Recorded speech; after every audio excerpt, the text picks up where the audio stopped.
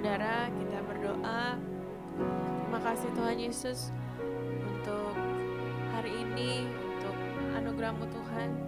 Kami mau memulai hari kami Tuhan dengan mendengarkan firman-Mu Tuhan Yesus. Buka hati kami Tuhan, kami siap mendengarkan untuk kebenaran firman. Dalam nama Tuhan Yesus kami sudah berdoa. Amin. Shalom.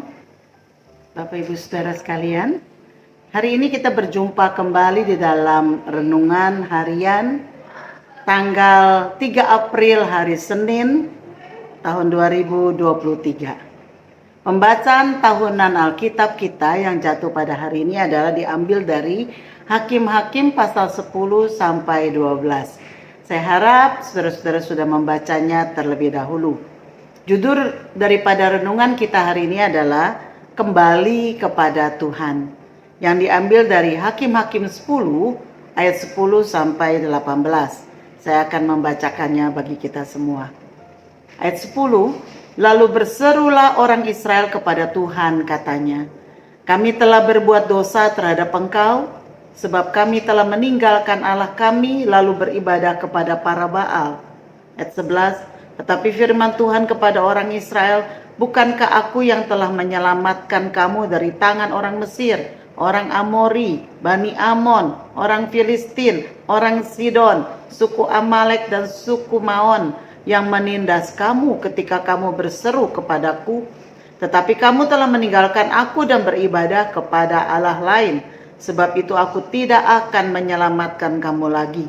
Pergi sajalah berseru kepada para Allah yang telah kamu pilih itu. Biar merekalah yang menyelamatkan kamu pada waktu kamu terdesak. Kata orang Israel kepada Tuhan, kami telah berbuat dosa. Lakukanlah kepada kami segala yang baik di matamu. Hanya tolonglah kiranya kami sekarang ini. Dan mereka menjauhkan para allah asing dari tengah-tengah mereka, lalu mereka beribadah kepada Tuhan. Maka Tuhan tidak dapat lagi menahan hatinya melihat kesukaran mereka. Kemudian Bani Amon dikerahkan dan berkemah di Gilead, sedang orang Israel berkumpul dan berkemah di Mizpah. Maka para pemimpin bangsa di Gilead berkata seorang kepada yang lain, siapakah orang yang berani memulai peperangan melawan Bani Amon itu? Dialah yang harus menjadi kepala atas seluruh penduduk Gilead. Bapak Ibu Saudara, ketika Yosua wafat, umat Israel telah mendiami tanah Kanaan.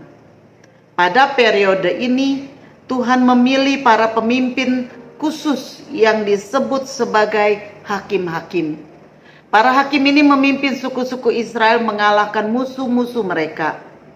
Ada beberapa hakim yang memimpin seluruh suku, namun ada juga yang memimpin hanya beberapa suku saja. Selain itu, hakim-hakim juga membawa umat Israel untuk beribadah kepada Allah yang benar. Dalam kitab Hakim-Hakim ini kita melihat bahwa setelah mereka menempati tanah Kanaan, mereka berulang-ulang meninggalkan Tuhan, berulang-ulang jatuh ke dalam kekuasaan musuh, dan kemudian berseru kepada Tuhan, dan Tuhan membebaskan mereka dengan mengirim seorang yang menjadi hakim bagi mereka. Hakim di sini bukan seperti pengertian hakim seperti saat ini.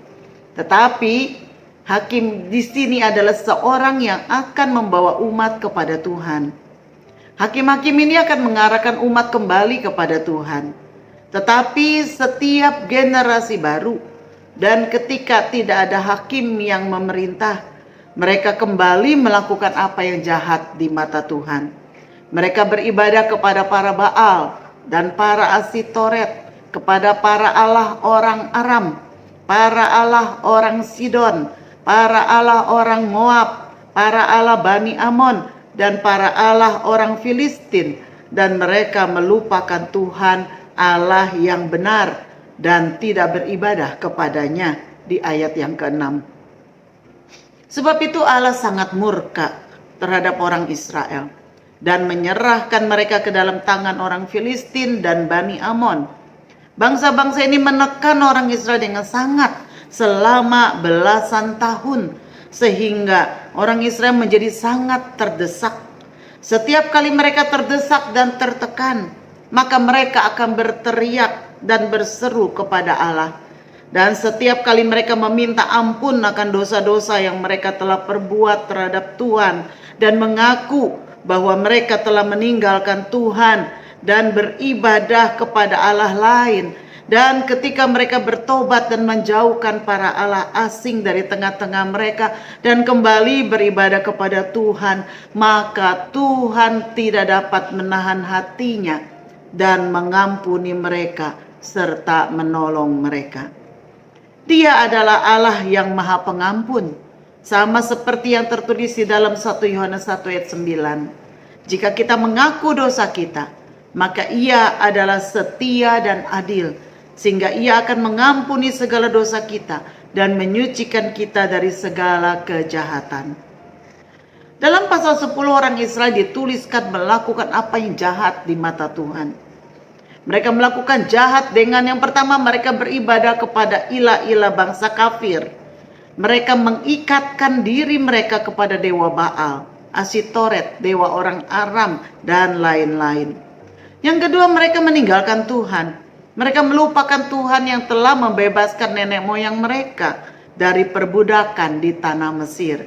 Yang ketiga, mereka tidak beribadah kepada Tuhan. Mereka menolak kasih setia Tuhan. Mereka tidak lagi taat melakukan hukum dan ketetapan Allah. Mengapa mereka demikian mudah berpaling kepada ilah lain? Karena Allah tidak kelihatan. Mereka tidak bisa melihat keberadaan Allah. Mereka harus menyembah Allah berdasarkan iman mereka kepada Tuhan, bukan kepada apa yang dilihat. Namun mereka lebih suka kepada dewa yang bisa mereka lihat, yang bisa mereka jamah.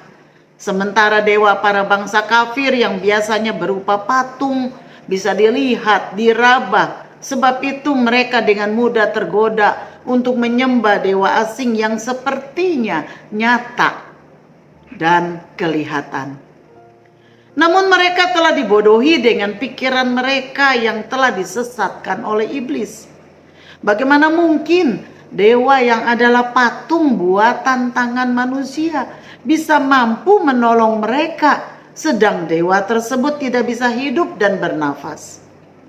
Mazmur 115 ayat 4-7 menuliskan, berhala-berhala mereka adalah perak dan emas, buatan tangan manusia, mempunyai mulut tetapi tidak dapat berkata-kata, mempunyai mata tetapi tidak dapat melihat, mempunyai telinga tetapi tidak dapat mendengar, mempunyai hidung tetapi tidak dapat mencium, mempunyai tangan tetapi tidak dapat meraba-raba, mempunyai kaki tetapi tidak dapat berjalan, dan tidak dapat memberi suara dengan kerongkongannya.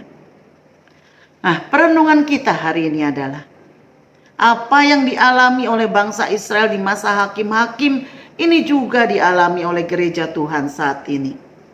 Jika tidak waspada, orang Kristen mudah sekali jatuh kepada hal-hal yang kelihatan dan menganggap remeh peraturan dari Tuhan yang tidak kelihatan.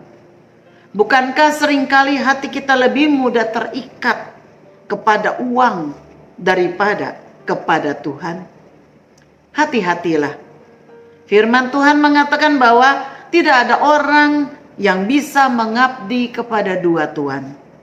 Kita tidak bisa mengabdi kepada Allah dan kepada Mamon. Matius 6 ayat 24. Ingat, Allah murka kepada ketidaksetiaan. Ia murka karena Ia mengasihi kita. Ia mau kita kembali kepadanya karena Ia tidak menghendaki kita binasa. Dan Ia tidak menolak umatnya yang datang kepadanya. Yeremia 31 ayat 37.